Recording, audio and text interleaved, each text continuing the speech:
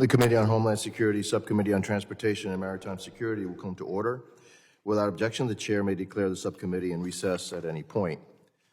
Today's hearings will examine the People's Republic of China's strategic investments in ports across the Western Hemisphere, including the United States and near the Panama Canal, and their broader implications for Homeland Security. Without objection, the gentleman from Iowa, Mr. Zach Nunn, and the gentleman from Puerto Rico, Mr. Pablo Jose Hernandez, are permitted to sit with the subcommittee and ask questions of the witnesses. I now recognize myself for an opening statement. Good morning.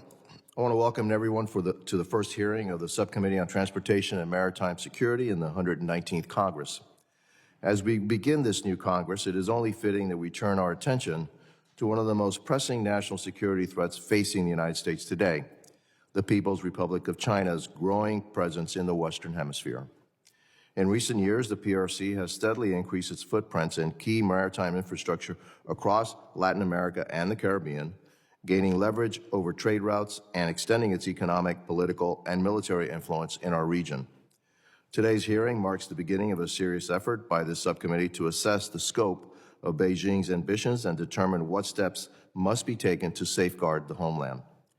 President Trump and senior officials in his administration have rightly warned about the security risks posed by Beijing's malign investments, particularly in ports near the Panama Canal, which has long served as an essential artery for global commerce and U.S. naval operations.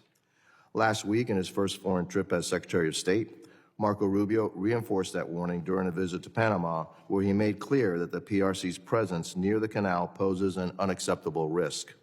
These concerns are well-founded.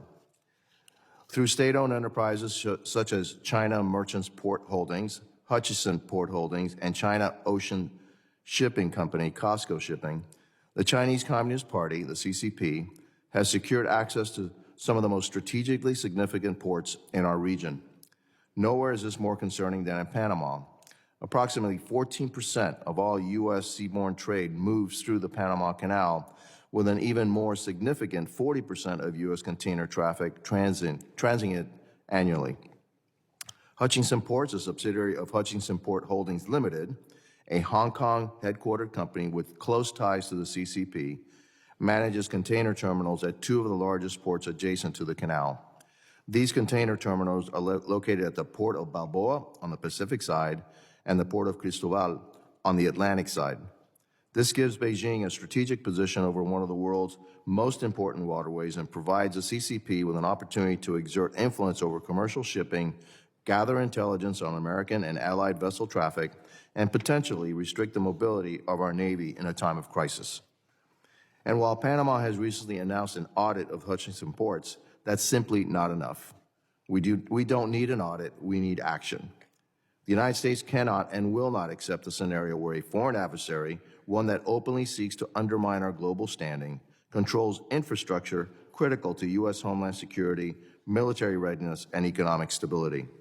For more than 2 centuries, under the principles of the Monroe Doctrine, the United States has been the primary guarantor of stability and security in the Western Hemisphere, ensuring that trade routes vital to our economic security remain free from foreign adversarial dominance.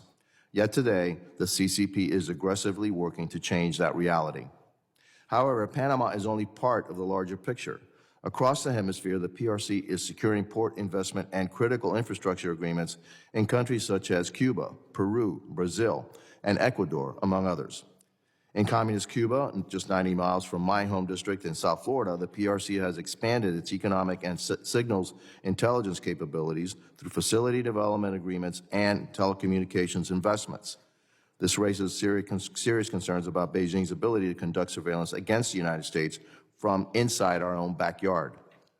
In Peru, the PRC is transforming the port of Shanghai into a major trade hub for its exports to South America.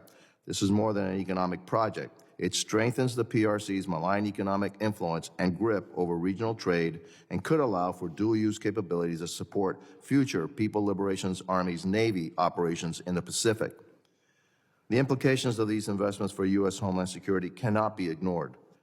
The PRC's expanding presence in Latin America has also exacerbated the illicit flow of goods, including precursor chemicals used to manufacture fentanyl. These chemicals fuel drug production and trafficking networks run by the cartels that send deadly narcotics into American communities. The CCP is complicit in this crisis, which has taken the lives of thousands, no, not just thousands, hundreds of thousands of Americans, and overwhelmed law enforcement at our southwest border. Alarmingly, these same PRC state-owned enterprises also continue to operate in U.S. ports today, which poses grave intelligence and security risk. A prime example is Costco Shipping, which the Department of Defense recently placed on its Section 1260H list of Chinese military companies due to its ties to the PRC's military, intelligence, and security apparatus. Less than a month ago, federal authorities arrested 9 individuals for their role in a massive smuggling operation that allegedly funneled nearly $200 million of counterfeit and illicit goods from the PRC into the United States through the ports of Los Angeles and Long Beach. This is the kind of illicit activity that takes place when we allow foreign adversaries, including those operating under the direction of the CCP, to gain access to our nation's critical infrastructure. The message to our partners in the Western Hemisphere must be clear.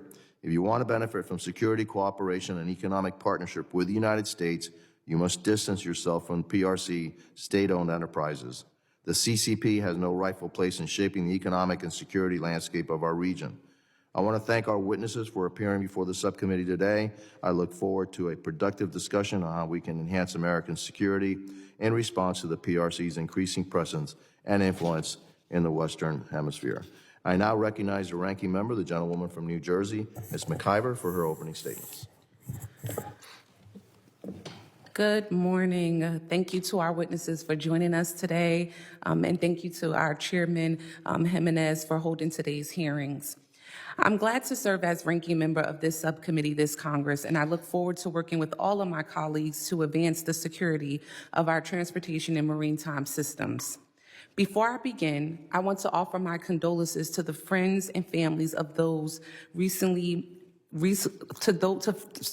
the friends and families of those lost in recent aviation accidents here in Washington, D.C., as well as Philadelphia and Alaska. We must ensure travelers everywhere can board planes and get to their destination safely and securely. Now to the topic at hand. The People's Republic of China has aggressively pursued investments in ports throughout Americas and across the globe. PRC aggression requires a robust, coordinated response by the United States and our allies. Investments by Chinese state-owned companies in terminal leases at U.S. ports must continue to be reviewed carefully by the Committee on Foreign Investments in the United States, as they have been to date, and PRC investments in ports abroad must be countered by U.S. foreign aid. However, scrutinizing PRC investments in our ports only goes so far if we are at the same time opening the front gates of our government to Chinese influence. The PRC poses a threat to U.S. national security through investments not just in ports, but in all manner of foreign assets, including their top puppet, Elon Musk. Since being installed as the de facto president of the United States, Musk has acted at every turn in the interest of China and himself at the expense of American people. Musk has deep ties to China. We do not know the full extent of those ties because he refuses to file a public financial disclosure, but we do know that Musk has received hundreds of millions of dollars in loans from PRC-controlled banks to build factories in Shanghai, which are central to his business and wealth. And we know that Musk has repeatedly met with senior Chinese officials and failed to disclose those meetings despite being required to do so as a U.S. defense contractor. Musk's own Doge co-chair, Vivek Ramaswamy, has said of Musk, quote, "I have no reason to think Elon won't jump like a circus monkey when Xi Jinping calls in the hour of need," unquote. Since Inauguration Day, Musk and his affiliates have inserted themselves at multiple government agencies and gained access to government systems containing America's most sensitive personal data. Musk has also exported Americans' personal data onto unsecure personal servers for unknown reasons. One government contractor responsible for contributing to intelligence briefings for this Treasury Department called Doge's access to the department's payment system, quote, "an unprecedented insider threat risk," unquote. If my colleagues were as concerned as they profess to be about the PRC's access to sensitive U.S. critical infrastructure and data, they would not be okay with handing their constituents' information over to an unelected billionaire whose true intentions are unknown. In addition, the Musk-Trump administration has attempted to freeze grant spending, including disbursements for the Port Security Grant Program, which U.S. ports rely on to fund critical security projects.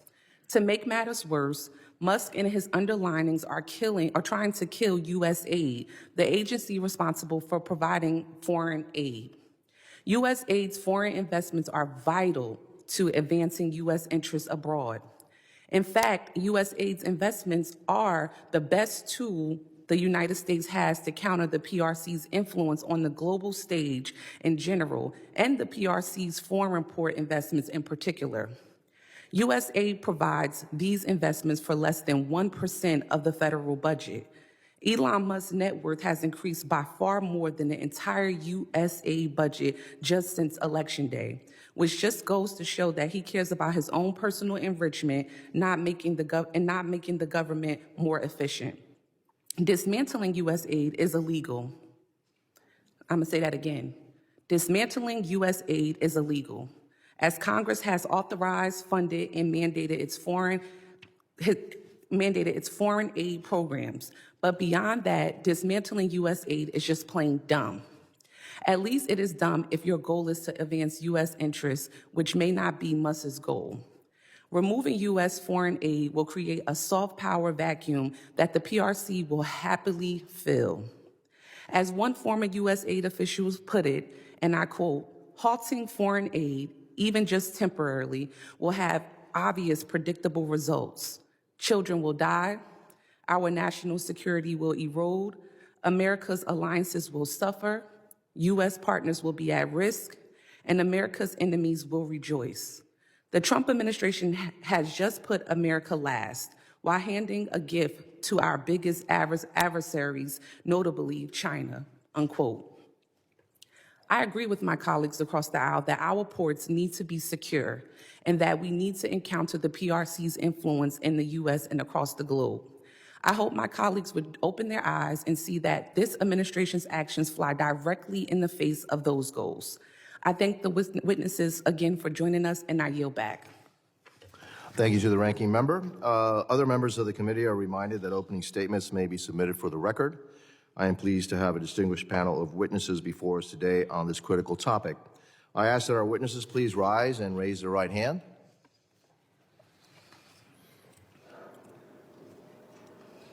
Do you solemnly swear that the testimony you will give before the Committee on Homeland Security of the United States House of Representatives will be the truth, the whole truth, and nothing but the truth, so help you God? Let the record reflect that the witnesses have answered in the affirmative. Thank you, and please have a seat. I would now like to formally introduce our witnesses.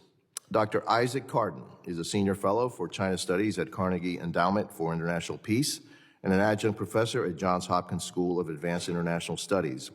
Previously, he was an assistant professor at the U.S. Naval War College's China Maritime Studies Institute.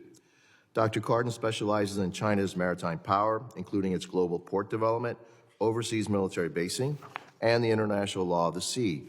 He holds a PhD in government from Cornell University and an MPhil in modern Chinese studies from Oxford and a BA in history from Dartmouth. Dr. Matthew Kronig is Vice President and Senior Director of the Scowcroft Center for Strategy and Security at the Atlantic Council. He specializes in U.S. national security strategy, strategic competition with China and Russia, and nuclear deterrence. Dr. Kronig currently serves as tenured professor at Georgetown University, and he's also a commissioner on the Congressional Commission on the Strategic Posture of the United States. Previously, he served in the Department of Defense and the intelligence community under the Bush, Obama, and Trump administrations. He holds a PhD and MA in political science from the University of California, Berkeley, and is a life member of the Council on Foreign Relations.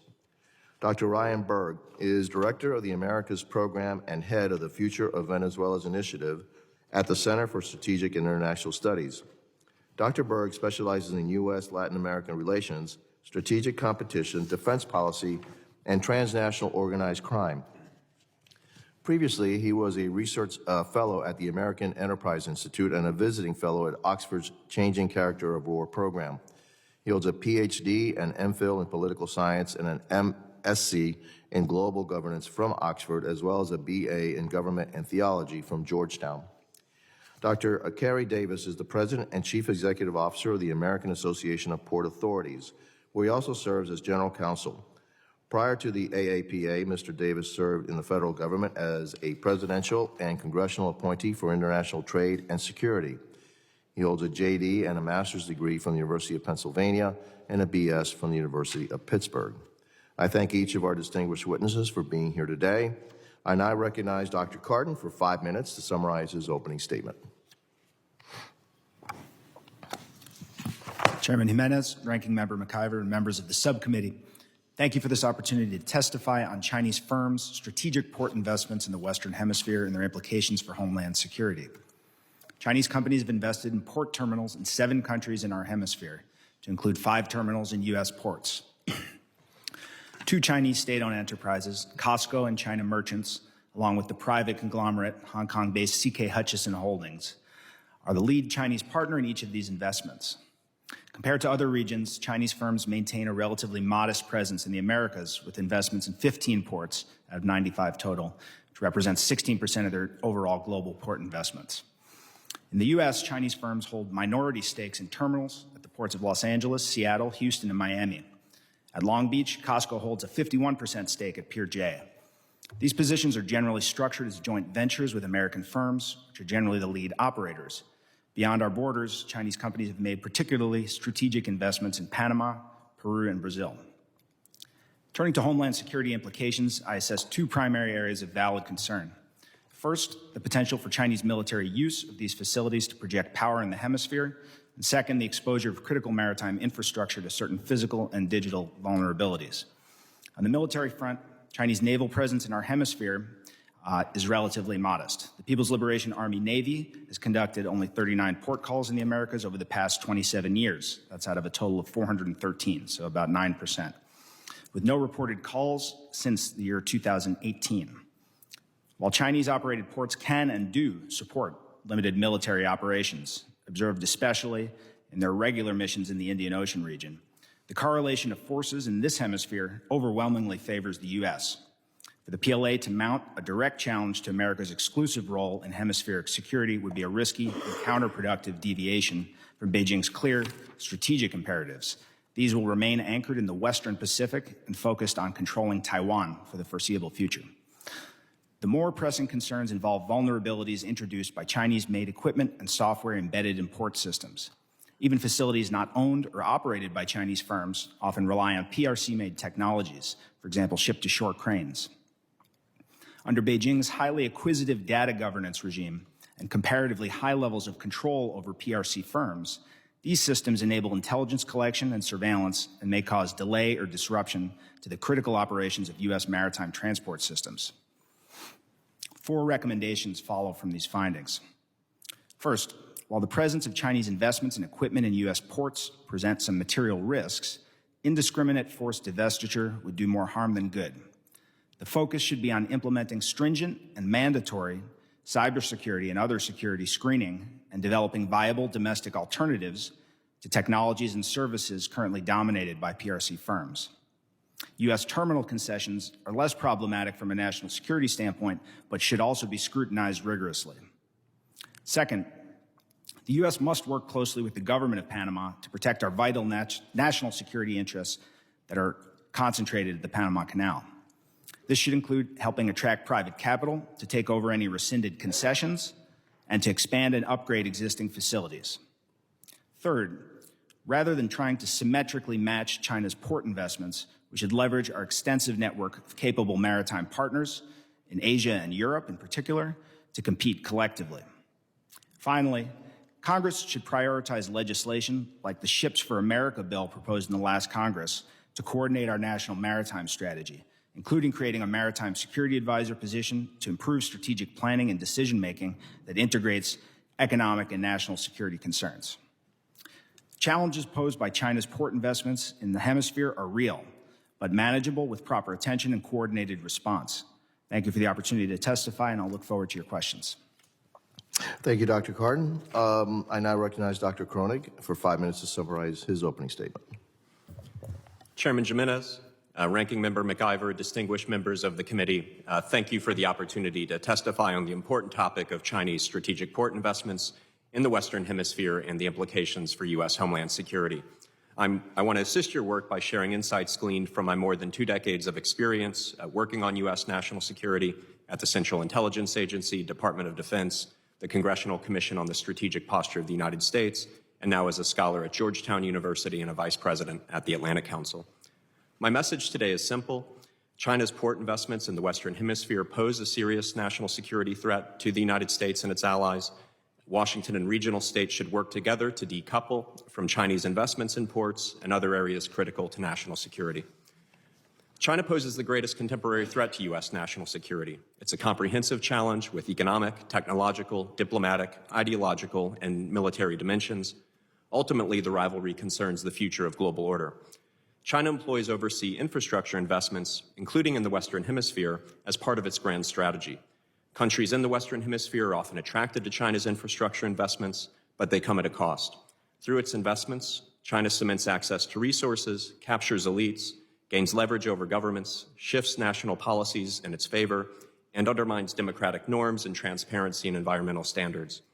China's investments in ports, including in Peru and Panama, pose a number of threats to U.S. homeland security. Chinese-operated ports are used to facilitate the shipment of fentanyl precursors to the United States. China exploits the presence of technology and access to data for an intelligence advantage. China could restrict or block access to ports, threatening American trade and economic well-being. In the event of a crisis or war, China could hinder the passage of American naval vessels, undermining American war plans. China could also use deepwater ports to host naval vessels, enabling the projection of military power into the Western Hemisphere. As Secretary of State Marco Rubio recently and correctly stated, the status quo is unacceptable. There are a number of steps the United States should take to counter Chinese port investments in the Western Hemisphere to protect U.S. and allied security. The United States should encourage countries in the Western Hemisphere to adopt a de-risking approach to China. Regional governments do not need to choose between the United States and China. They can continue trade with China in non-sensitive areas such as agriculture. But U.S. allies and partners should pursue a hard decoupling with China in areas of sensitive national security concern, such as telecommunications, advanced technology, ground satellite stations, surveillance systems, critical minerals, and critical infrastructure, including ports. President Trump has said of the Panama Canal, we gave it to Panama and we're taking it back. I applaud the Panamanians' government's subsequent decision to forego renewal of their participation in China's Belt and Road Initiative, and Panama should use its current audit of operators in the Panama Canal area as an opportunity to sever the contracts with Chinese companies and to rebid the contract to U.S. or allied companies that will better ensure American and Panamanian interest. Encouraging regional countries to de-risk from China will often be doing these countries a favor. Many Latin American countries entered into agreements with China years ago under previous governments and different geopolitical conditions. Today, these same countries understand that undue Chinese influence in sensitive sectors is not in their interest, but they do not have the ability to stand up to China on their own. Pointing to the United States as the bad cop can help these countries take necessary steps that would be difficult to take on their own. Washington cannot, however, expect regional countries to trade something for nothing.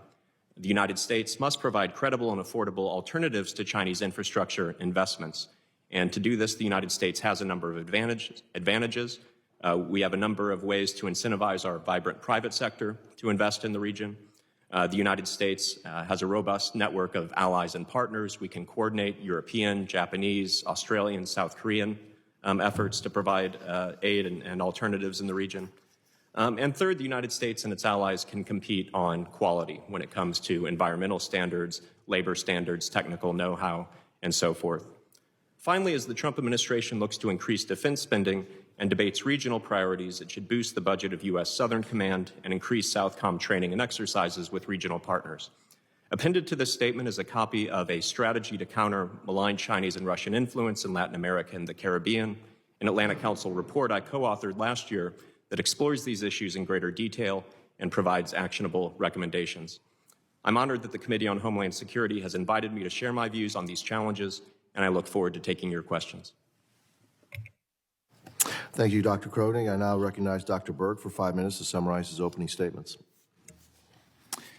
Chairman Jimenez, Ranking Member McIver, and distinguished members of the subcommittee, I'm honored to share my views with you this morning on this critical topic. Concern about the People's Republic of China advancing in the construction, operation, and even the ownership of ports is nothing new.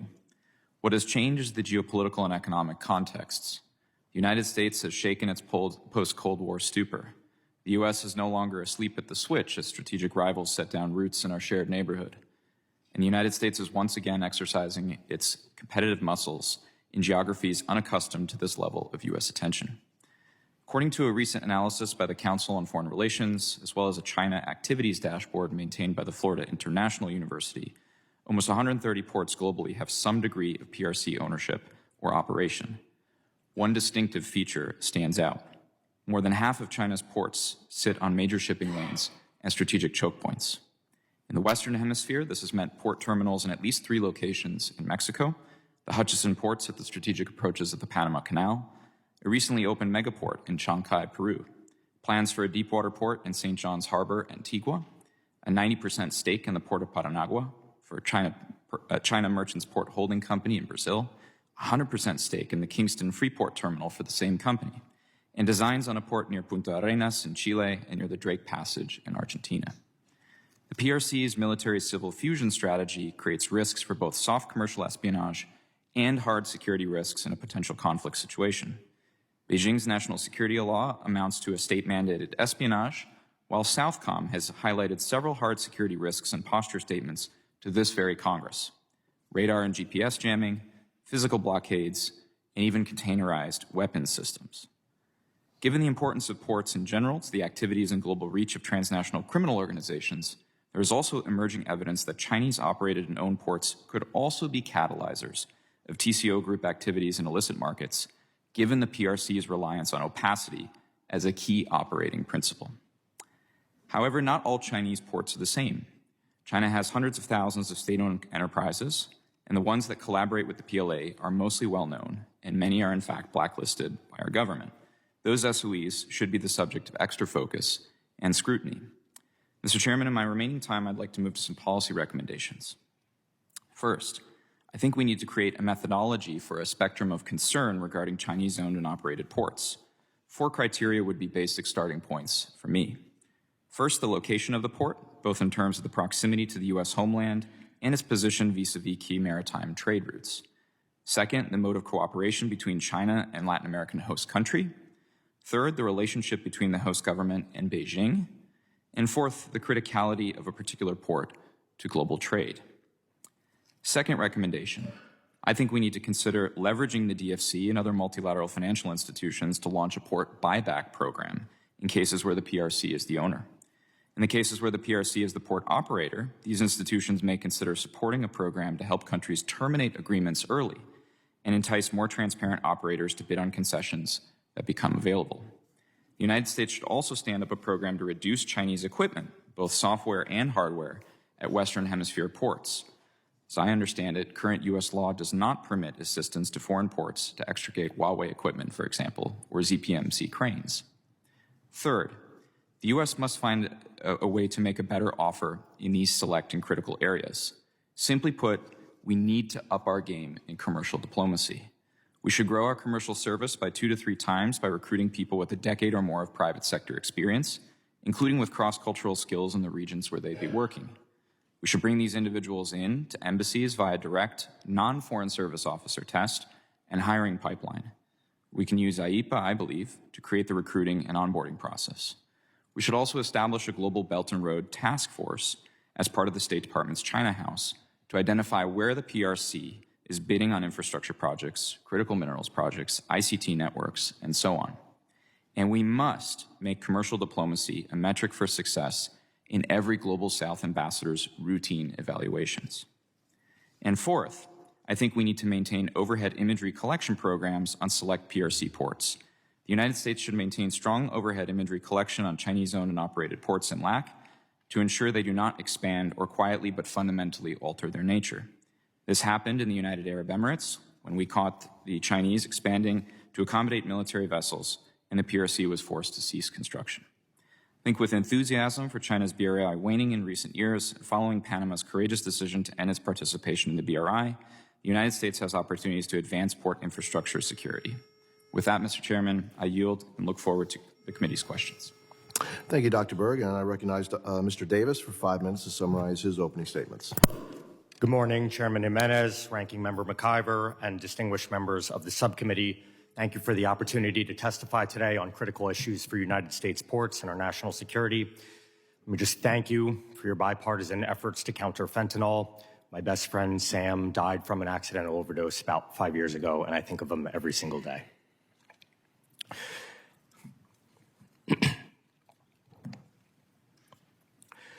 As the President and CEO of the American Association of Port Authorities, the unified voice of the U.S. port industry for the last 113 years, I'm honored to testify here. According to a recently released economic contribution report from former CBO economists, our ports are responsible for $2.9 trillion in economic activity and 22 million American jobs, or more than 1 out of every 8 jobs in our nation's workforce. China is investing in global port infrastructure exactly because it recognizes the profound economic and geopolitical advantages that critical trade gateways provide. There's been concern about Chinese companies at 5 terminals. As this committee's majority report highlights, we are talking about minority stakes in a handful of leased terminals, and all tenants at U.S. ports must comply with laws, regulations, and oversight from all levels of government. Everyone knows we want the highest standard of security at our critical infrastructure. The funding enacted through the bipartisan infrastructure law was historic, designating $450 million annually from fiscal years 22 to 26 for the Port Infrastructure Development Program, or PIDP. This critical funding is oversubscribed by 4x. Unfortunately, even at the height of federal port funding here in the U.S., we lag in comparison to China, which spends well over double the U.S. in port investment. We also need to increase direct investments such as the Port Security Grant Program, which is authorized by this committee. However, it has unfortunately not been fully appropriated to its authorized level of $400 million in over a decade. Another way to secure American ports is to manufacture cargo handling equipment, which China heavily subsidizes. While it would take years to stand up production lines, near term, Congress can permit friendshoring with trusted allies to ensure U.S. ports have access to secure, reliable, and modern equipment while reducing reliance on China. AAPA recently brought American ports, terminal operators, equipment manufacturers, government officials, and other stakeholders literally to the same table to discuss how to make American-made cargo handling equipment a reality. And AAPA is going to continue leading this discussion when we host another meeting here in March in Washington, D.C., and we invite members of this committee to join us. To incentivize procurement from our allies, we can streamline the waiver process for Build America, Buy America provisions. And last year, members of this subcommittee recommended these waivers as well as incentives for domestic manufacturing. Bravo Zulu, as we say in the maritime industry. A major hindrance to growth, resilience, and modernization of ports is tariffs. Tariffs are a tax on American businesses and households.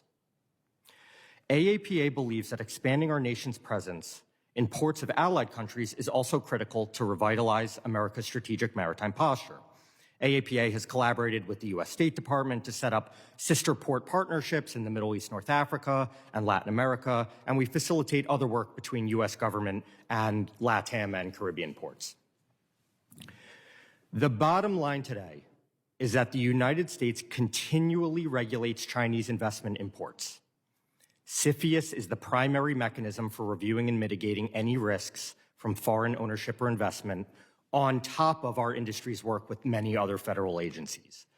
Our port industry believes the best counter to Chinese influence, especially at ports in our hemisphere, is strong leadership by the United States through strategic port investment.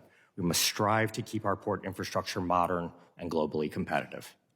Chairman Jimenez, Ranking Member McIver, and members of the subcommittee, thank you for your time, attention, and leadership when it comes to U.S. ports, and I'm looking forward to your questions. Thank you very much. Thank you, Mr. Davis, and I'm sorry for your loss. And by the way, for those who don't know, if you died of overdose of fentanyl, 97% of the precursor chemicals that create fentanyl are manufactured in China. And even worse than that, those precursor chemicals are actually illegal to sell in China. And yet the Chinese Communist Party actually incentivizes companies to produce them for export. And they have no other use, by the way. It's just for fentanyl. So it was something done by the Chinese Communist Party on purpose to kill, basically, American lives. And that's why, when they ask why I am so, so hawkish on China and think they're our greatest threat, this is an example of why I think they're our greatest threat. They did it on purpose and for no other reason for, I guess, to harm us and also to make money. I now recognize myself for 5 minutes for opening statements, or for opening questions. Mr. Koenig, you mentioned the presence of China and Chinese-controlled ports on both sides of the Panama Canal. How does that pose a threat to the United States? Well, I think it poses a number of challenges. One, to the topic we just discussed, China is shipping fentanyl precursors through the Panama Canal. Second, by operating the ports there, including with surveillance technology, Chinese surveillance technology, they're using that to collect information that's going back to Beijing. May not be classified information, but it's sensitive that China could use to exploit for an intelligence advantage. China could seek to hinder trade through the canal, which would have negative economic consequences for America's well-being. And then how could they do that? How could they hinder trade? How can they stop it? I mean, the port operators on both sides, do they determine who goes first, who goes second, et cetera? Or how does that work in the Panama Canal? Yes. Well, in terms of the specific operations, some of my colleagues may be better able to speak to that, but halting, disrupting trade in a place like that would not be very difficult. I think we've seen in other cases where ships get stuck in, say, the Suez Canal, global trade really takes a hit. And so I think there are a number of things they could do to hinder trade, such as putting a ship in the canal and not letting other ships go through. And so there's the economic dimension, and then there's the military dimension in the event of a crisis or war, hindering U.S. naval vessels that could make it more difficult for the United States to project military power where it needs to go. Fair enough. Dr. Berg, in terms of the presence of China, the ever-increasing presence of China in infrastructure, especially in ports, my first question is, where were we? Because when I visited Peru, and I know they have a huge port they just constructed in Peru, they're actually putting out an RFP for the second port down in South Peru, and they want us to participate. They really want us to participate. Where has the United States been for the last, I guess, 2 to 3 decades down in South America? Chairman, I agree wholeheartedly with your concern. I think we were looking in other theaters of the world, and we had forgotten, frankly, that security, prosperity, economic integration, the ability to deter illegal immigration, and so on, it starts right here at home and in our own hemisphere.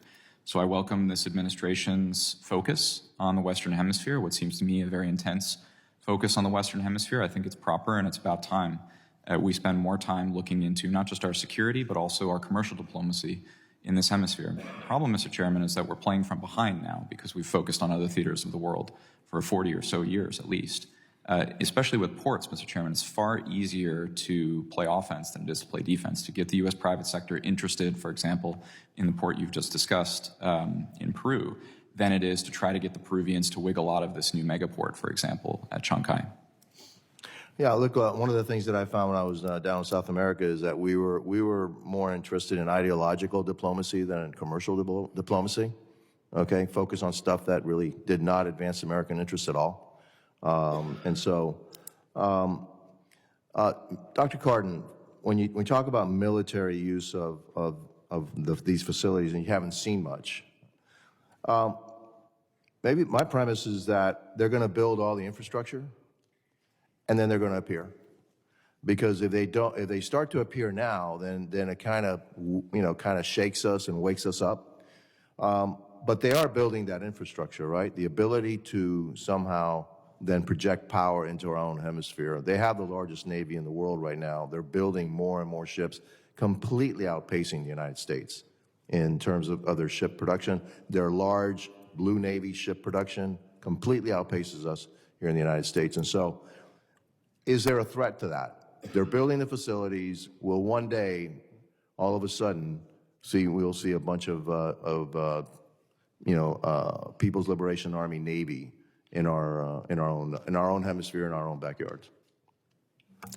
Chairman Jimenez, you're absolutely correct that pretty much any commercial port is intrinsically dual use, particularly the modern facilities that Chinese firms are constructing, owning, and operating in the hemisphere. But as you also note, there's been relatively minimal PLA operational activity in this hemisphere.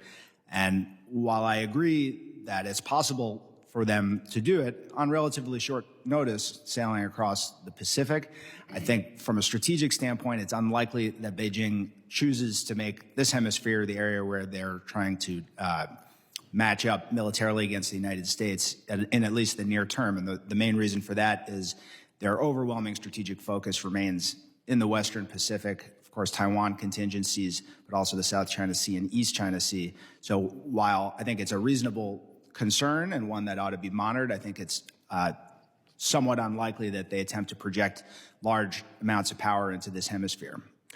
I agree with you on short term. My time is up, and I'll just make one final statement, is that the Chinese have a very long-range point of view, and that they look at things 100 years ahead, not like us, we look at things 2 years ahead. And so with that, I'll yield, and I recognize the ranking member from, you're from? New Jersey. From New Jersey, okay. The Garden State. The gentlewoman from New Jersey, Ms. MacGyver. Thank you, Mr. Chairman. On Sunday, Vice President Vance tweeted that judges aren't allowed to control the executive's legitimate power. Then yesterday, a federal judge said the White House had disobeyed the plain text of his direction to release billions of dollars in federal grants, which Congress appropriated, but the administration has tried to freeze.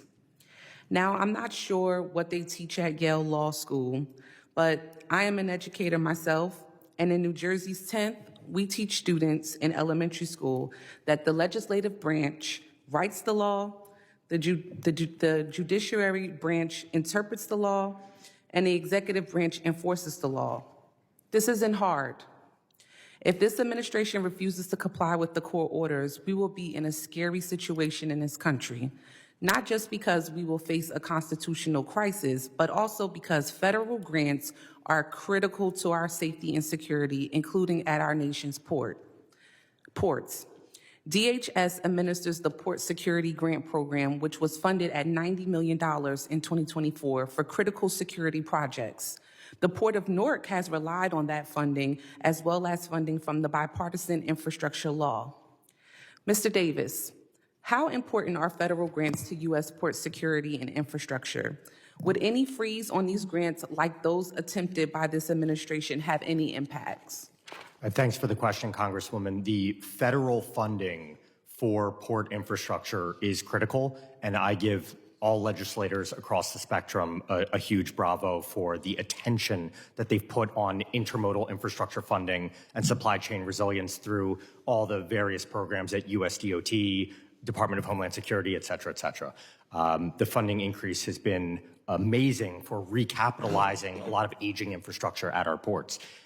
Specific to your question, we're monitoring very closely what's happening with the administration with the caveat that the president has the prerogative to impose his policy preferences as he sees fit and within law. We're, of course, watching very closely to make sure that any monies that were appropriated, or even more importantly, obligated, monies that have been obligated already, they have to flow. There's a contractual right in the recipients of these grants that they get their funding. So this is something we're watching very closely. Thank you. In your opening statement, you talked about how, this Port Security Grant Program was originally authorized for $400 million in funding, but since has been underfunded. Can you talk a little bit more or elaborate on what kinds of projects and security upgrades would ports be able to make with more funding? Thanks for the question, Congresswoman. The types of projects run a gamut. You can imagine everything from physical fencing, bollards, camera systems that protect the gate, as we usually call it around the port, to much more cutting edge machine learning, AI, defensive measures to predict, preempt, and respond to cyber threats. It's well known that many of our largest gateway ports receive tens of millions of attempted cyber intrusions per day, per month. I'm not sure exactly, but it's tens of millions per month at least. So the types of projects that this critical grant program funds across the gamut, all really important, all really good for responding to the changing nature of a lot of threats that the ports are seeing. Thank you, Mr. Davis. And I, too, want to offer my condolences for the loss of your friend. Thank you for sharing that story with us and those who are watching and those here. With that, Mr. Chairman, I yield back. Thank you to the ranking member, and I recognize the gentleman from New York, Mr. Garbarino. Thank you, Chairman. You're from the 6th borough, right, in Florida, of New York? Yes, I actually am. Okay. Thank you, Chairman. Mr. Davis, modern port operations rely heavily on digital logistics, AI-driven cargo tracking, and automated systems, making them highly dependent on cyber networks and interconnected technologies. If the People's Republic of China controlled ports in Latin America or even PRC-affiliated terminals within U.S. ports were compromised, it could provide the Chinese Communist Party with the capability to conduct espionage, manipulate global supply chains, or even sabotage critical logistics operations in a crisis scenario. In your assessment, how susceptible are Western Hemisphere ports to cyber intrusions or sabotage by PRC-affiliated entities?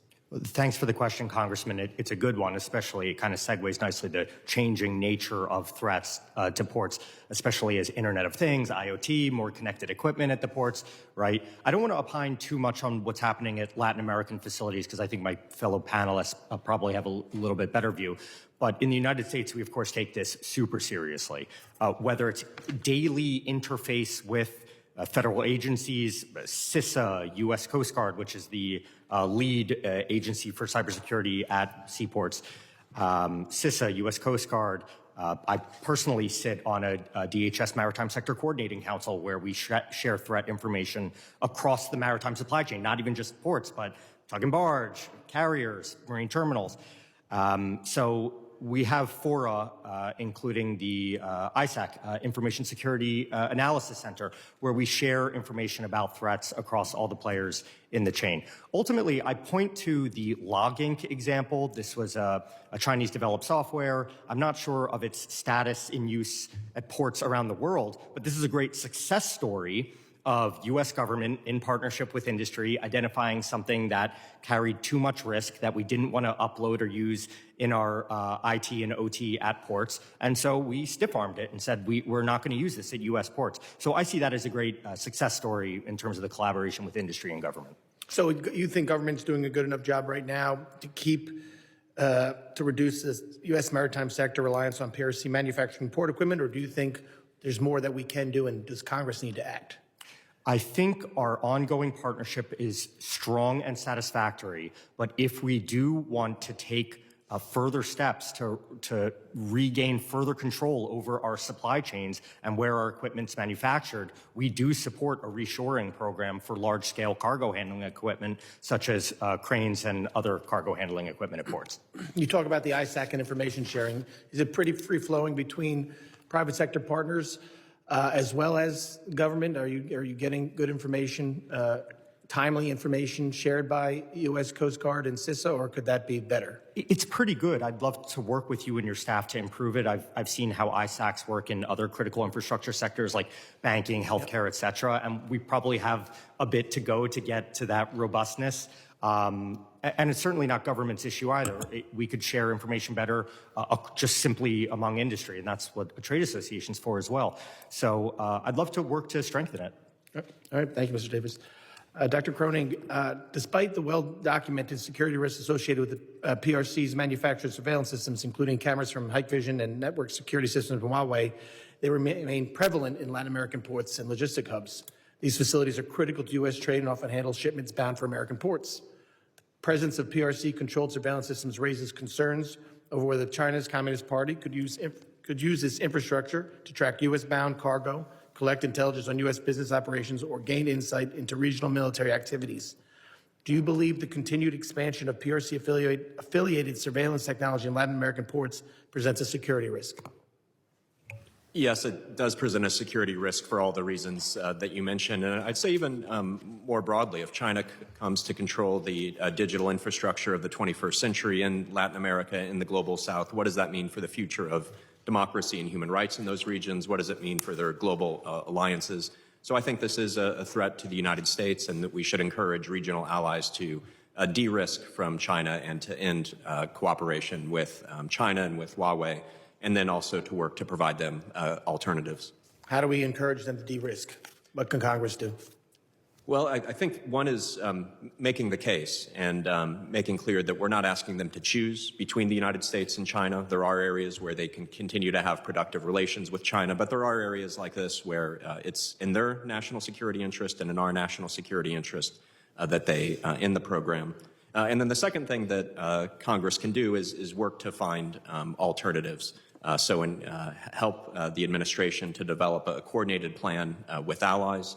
If the United States is doing it on its own, that's one thing. If we can do it in partnership with the Europeans, the Japanese, and others, that's much more powerful. Provide incentives for the private sector through DFC and some of the other mechanisms that have been mentioned. So again, encourage them to de-risk and then provide alternatives. Thank you. I yield back. Thank you, gentleman from New York. And yes, I do represent the 6th borough and your future home, Miami.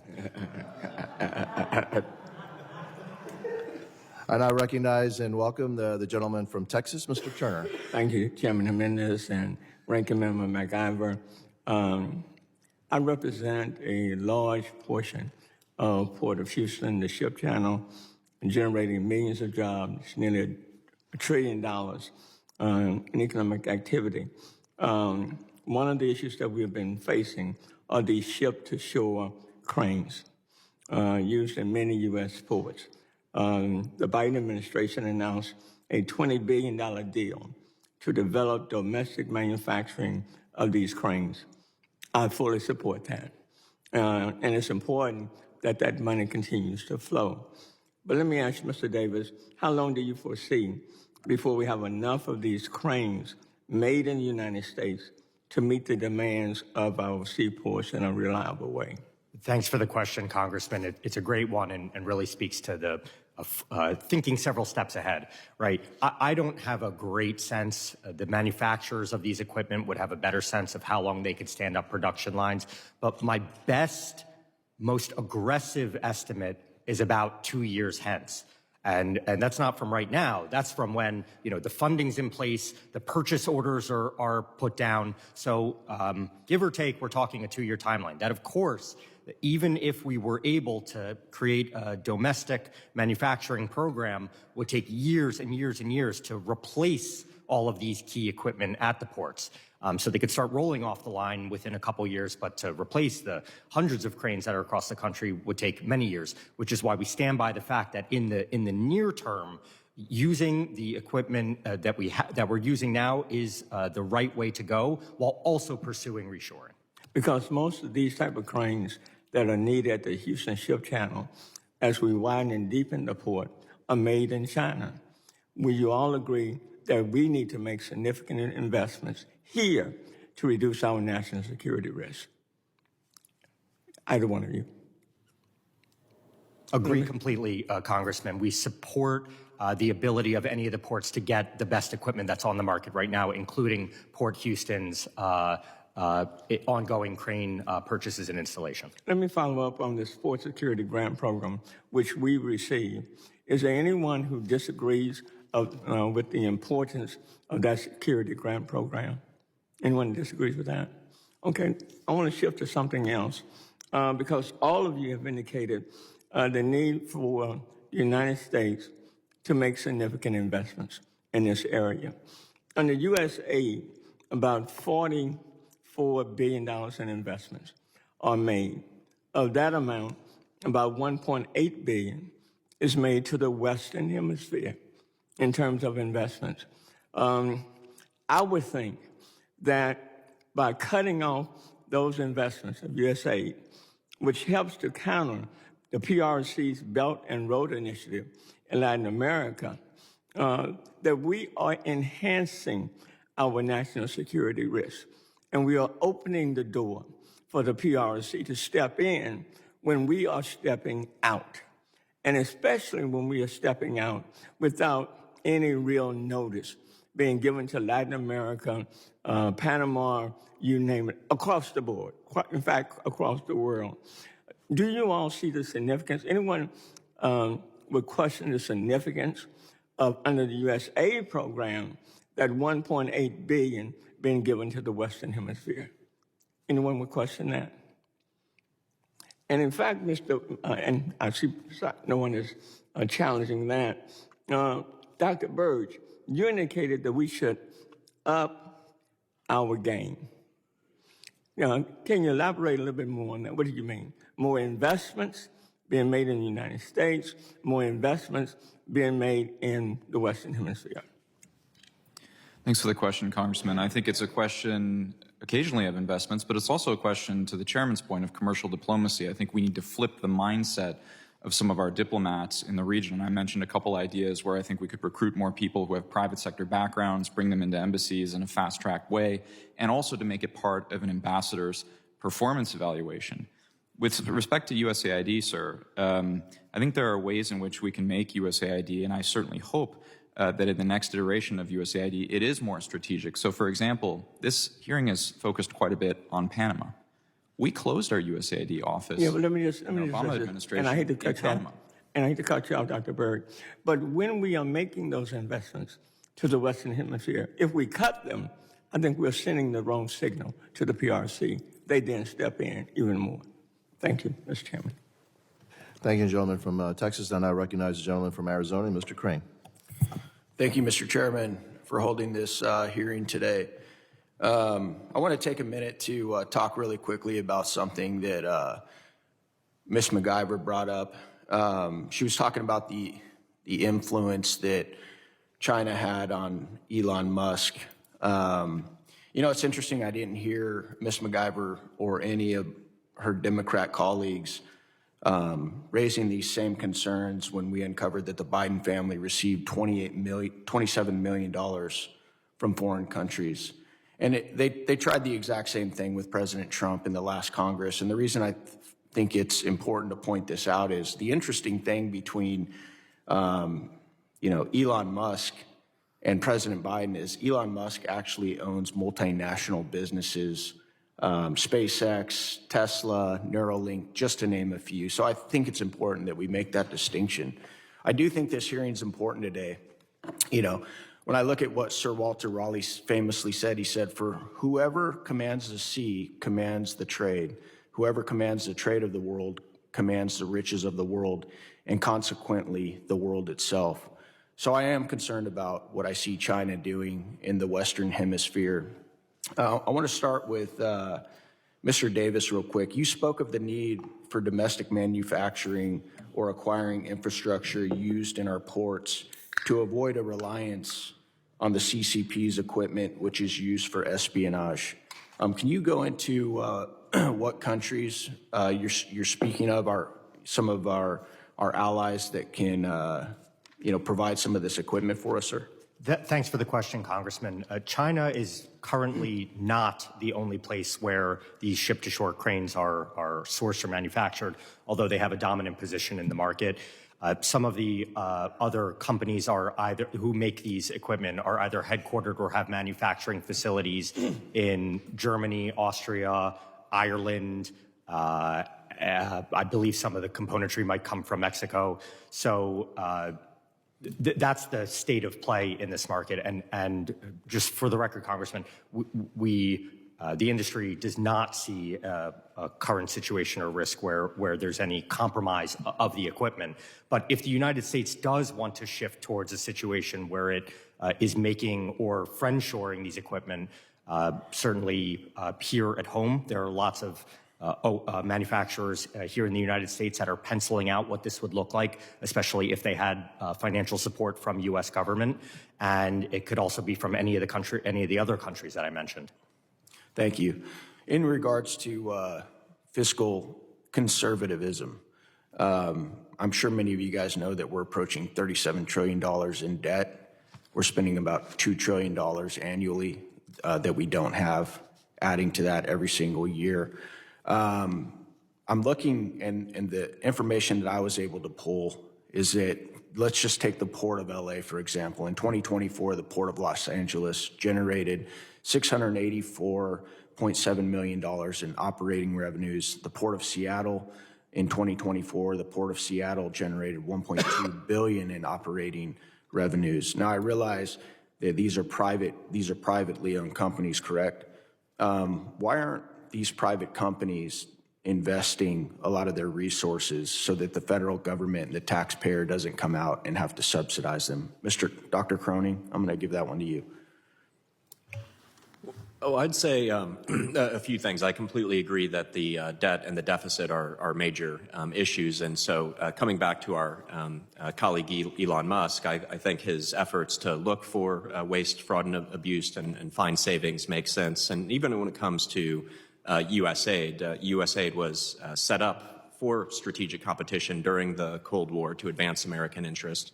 And then I think it did lose its way over time. And so I think trying to restructure U.S. foreign aid to prioritize concrete U.S. interest in strategic competition makes a lot of sense. And in terms of the decisions made by the companies operating the ports on the Western Hemisphere, I'm probably not the best to speak to that. Maybe I'd defer to Mr. Davis or to others. I'll let either of you guys take that if you want. If I may, Congressman. Yes, sir. All of the port authorities in the United States are public entities. They're chartered by cities, counties, states, and many of those revenues go actually to public coffers. They go into the Treasury to pay for other services for the local urban area or county or whatever it may be. So I'd love to work with you and your staff on some of the specifics of those ports, but they're public entities that are often paying back profits into public treasury. What percentage, Mr. Davis, are most of them paying back? Let me get you that number, Congressman. Thank you. I yield back. Thank you, gentleman from Arizona. I now recognize the gentlewoman from South Carolina, Ms. Biggs. Thank you, Mr. Chairman. And I want to sincerely thank our witnesses for their valuable contributions to this important hearing today. So the United States Coast Guard is essential to securing maritime trade and enforcing laws that protect our national security. They safeguard our borders, they ensure the security of global trade, and they combat illicit activities at sea. The People's Republic of China's growing control over strategic maritime choke points, its engagement in illegal fishing, and the suspected use of commercial shipping for surveillance and illicit trafficking all directly threaten U.S. Homeland Security. Because the Coast Guard patrols these critical waterways, we must evaluate whether they have the resources and the authority needed to effectively address these threats. So for Dr. Cardin, how does the PRC's expanding influence over global shipping routes and strategic ports, including in Latin America and the Caribbean, impact U.S. Homeland Security and the Coast Guard's ability to police illicit trade and trafficking? Thank you, Congresswoman Biggs. I believe that the extraordinary market share of Chinese firms in global shipping and actually across all the verticals, I'd include shipbuilding prominently, port investments, of course, shipping itself, containers, leasing, et cetera, gives China a strategic advantage in the modern economic system. We heard the Sir Walter Raleigh quote. I think that resonates with leaders in Beijing.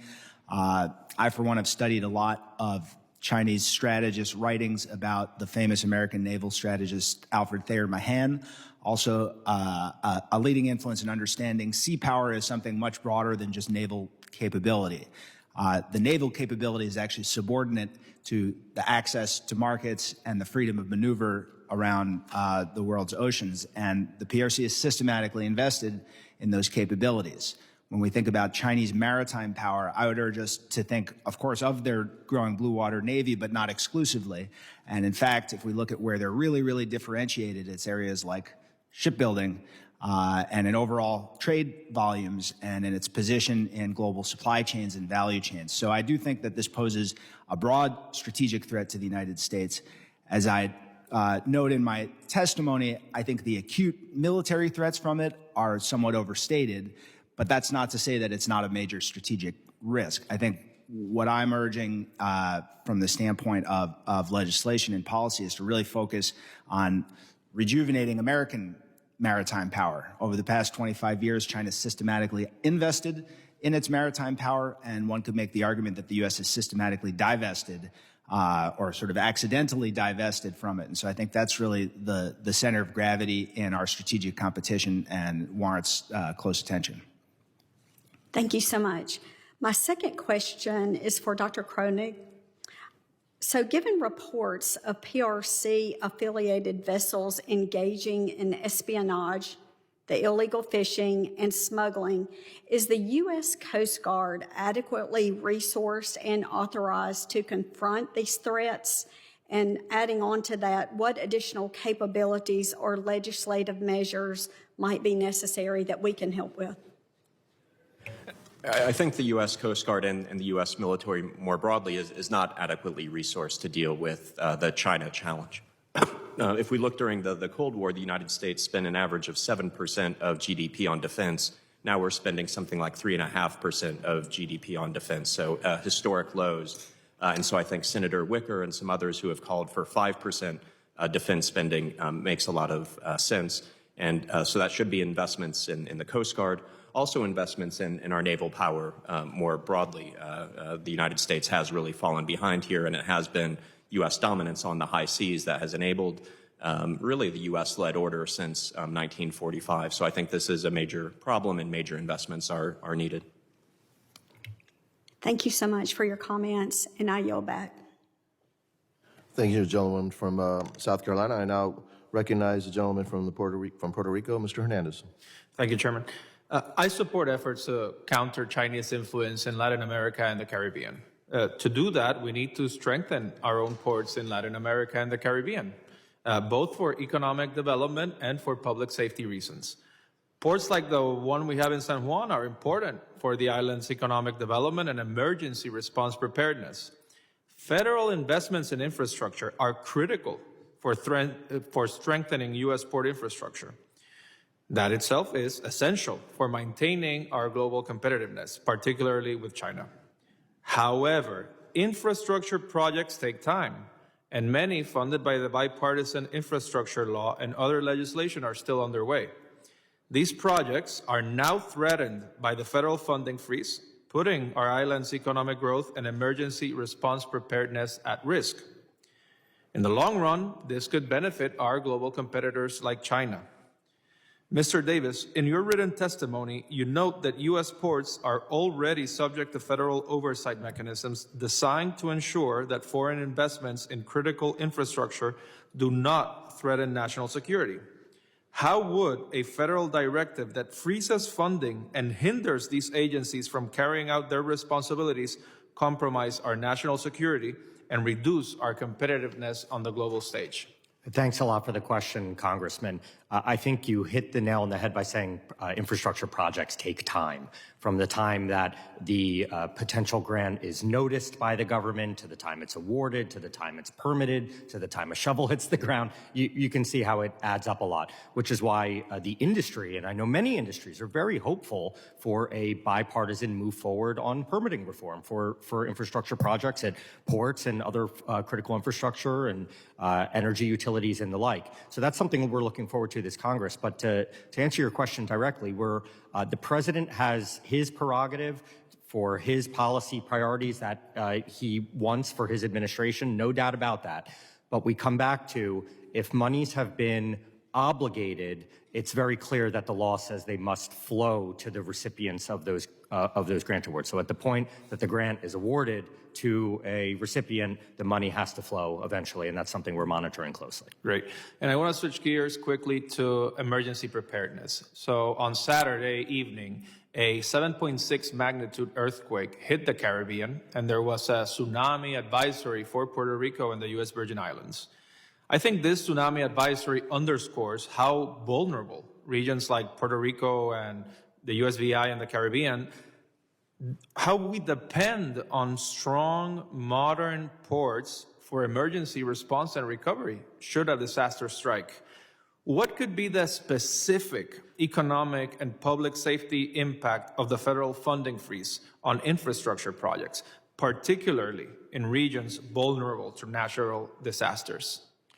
Congressman, I'd answer the question by saying, unfortunately, natural disasters are becoming larger, more frequent, and costly, and ports are literally on the front lines of many of these coastal areas that are susceptible to them. And we estimate that the closure of a port has on the order of $5 million economic impact per day.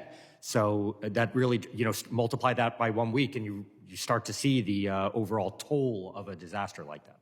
So would you say that, in essence, these federal funding projects to strengthen our ports infrastructure could be seen as a long-term investment rather than a loss that would represent, having these weak ports that would have to close in the case of a natural disaster? I agree completely, Congressman. The return on investment is 3, 4, 5x, and I would point folks to the Association of the Society of Civil Engineers for some of their work on these figures. And this is a return on investment that would not only benefit places like Puerto Rico, but would also benefit the United States in its broader ambitions to combat Chinese influence in the region. No doubt about it. We'll be looking at a comparative study in coming months about how our trading competitors spend on their port infrastructure, and I think it'll open some eyes. So would you agree that this should be approached in a bipartisan manner, not viewing this just through the lens of traditional liberal conservative spending versus government cuts angle? It should be seen as something that concerns our national security, our economic competitiveness, and it should transcend political partisanship. Congressman, forgive the corniness. The containers can be blue, the containers can be red, but shipping infrastructure is bipartisan. Thank you. I yield back the remainder of my time. Gentleman from Puerto Rico yields back his time. We're expecting one other member to come. It's supposed to be at 11:20, so I will keep the hearing open until 11:20. Hopefully he'll show up. If not, then we'll close. So we're in recess for a couple minutes.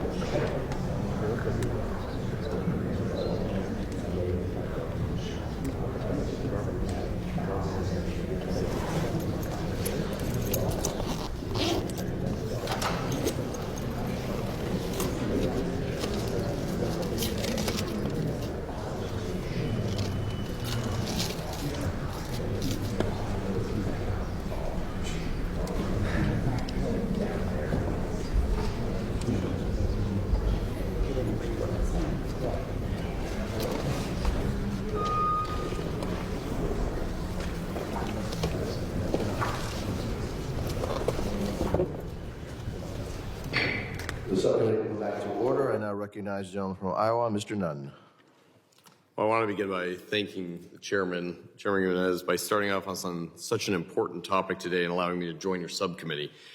As we all know, the CCP's global ambitions are not limited by hemisphere or geopolitical boundaries. They are masters of anti-access area denial across all domains, including that in space, and have serving a threat across not just the Pacific, but around our world. Look, as a 20-year intelligence officer, including on airborne operations, I've flown reconnaissance missions along the PRC's periphery, and I've witnessed firsthand how Beijing operates.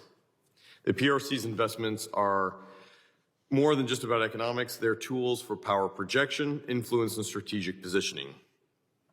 Right now in Argentina, the Chinese are developing a deep space station, according to CSIS. BYD's monopoly of critical batteries, the COSCO's deep water port in Peru, and increased arms and weapons sales across China and throughout South and Central America. These are only a handful of the projects that they've undertaken, as has been highlighted today. In Latin America specifically, Beijing has employed debt diplomacy, state-controlled enterprises, and political pressure to expand its foothold. And I believe that if the U.S. gives our command and control of Southcom over to the PRC, my farmers in Iowa, manufacturers across the country, and folks just here in the United States will not only lack for the ability to operate there, but will be boxed out completely around the world. This region contains operations critical to international trade, shipping, agriculture, and strategic military positions. So with that, I want to begin by thanking our new Secretary of State, Marco Rubio, for his recent visit to the region, along with his commitment to halt the CCP's investment in the region and offer our friends in the Latin American community an opportunity to work with the United States for long-term security throughout the globe. Today's hearing is a necessary step forward, and thank you, Mr. Chair, for leading the charge on this. So I'll first speak to Dr. Ryan Berg. Dr. Berg, you are a director at CSIS. You have been making a massive investigation into China's foothold in Latin America. Many of the host nations view these investments as beneficial to themselves, either due to economic desperation or a lack of viable alternatives from the West. How effectively are the Latin American governments assessing the long-term threat that China poses to their local economies? Thanks for the question, Congressman. And it's wonderful to hear that you're consuming our products. We always love hearing members reading CSIS. Look, I think there's a fundamental problem with some of the democracies in the hemisphere. If you sign a deal to get shovels in the ground during your mandate, you might see shovels get in the ground during your mandate. You may even win a re-election based on the feeling that the country is doing major infrastructure things with the PRC, but the price to be paid is later. And so we need to get better with our messaging game, whether it's debt trap diplomacy or whether it's opportunity costs associated with some of these deals, to have leaders understand that there are costs to be paid, and they often come 2 or 3 mandates later. That's the fundamental problem here, Congressman. And too often, the best offer has been the Chinese offer because it's been the only offer. So before you entered the hearing, I spoke to a couple of the chairman's questions as well as my opening statement about how we need to increase and improve our commercial diplomacy. I'd be happy to talk to you offline about that as well. Thanks. Hey, Mr. Chair, as you know, we've seen this tragically throughout history. The Soviets doing it in Cuba and Latin America. The Chinese are much more insidious in their ability, both through wolf warrior diplomacy, but the long-term tethers that they hold over these countries who, candidly, are looking for alternative partners to not be trapped in this situation. Thank you, Dr. Berg. Dr. Cornyn, you're the Vice President and Senior Director at Scowcroft. Also, incredible work that you guys have going on there. I want to talk about the PRC's growing control over port infrastructure. Obviously, the president has made this a top priority in Panama, but the deep water port investment in this area has an outsized influence. President Trump and Secretary Rubio have both emphasized the seriousness.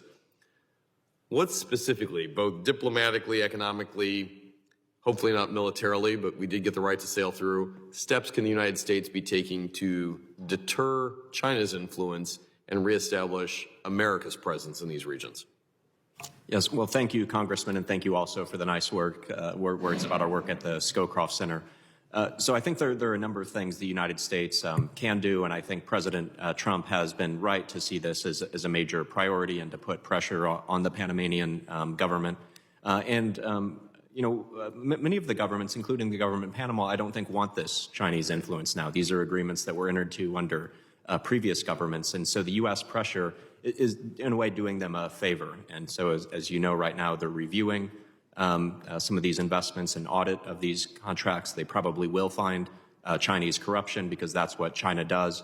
And I think that'll provide a great opportunity for them to end that contract and then rebid, and American or other Western companies can win those concessions. And I think that would advance American security and Panamanian security. And I think it's fantastic that not only have the administration been able to redirect it so that U.S. naval war vessels who help protect the Western Hemisphere now can sail through that without paying a massive fee, oftentimes which goes to subsidize the Chinese.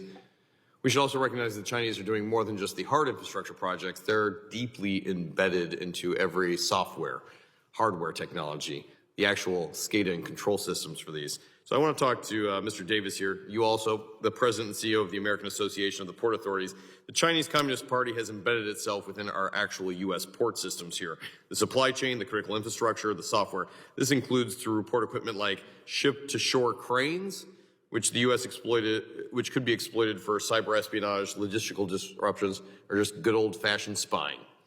How do we get around this? We've seen things like Salt Typhoon and a series of MSS, the state security out of China, threatening the United States, and very little happening to hold these bad actors accountable, whether in Latin America or right in Beijing. Thanks for the question, Congressman. I think there are three answers to it. First, it's the port industry's partnership with government and all the agencies that lead on cybersecurity or otherwise security measures at the ports, including U.S. Coast Guard, CISA, and the like. Similarly, within industry, we share ports, terminals, and other maritime players all share threats amongst each other so that they can identify malicious codes, spearphishing techniques, et cetera, so that everyone's kind of on guard and seeing the same thing.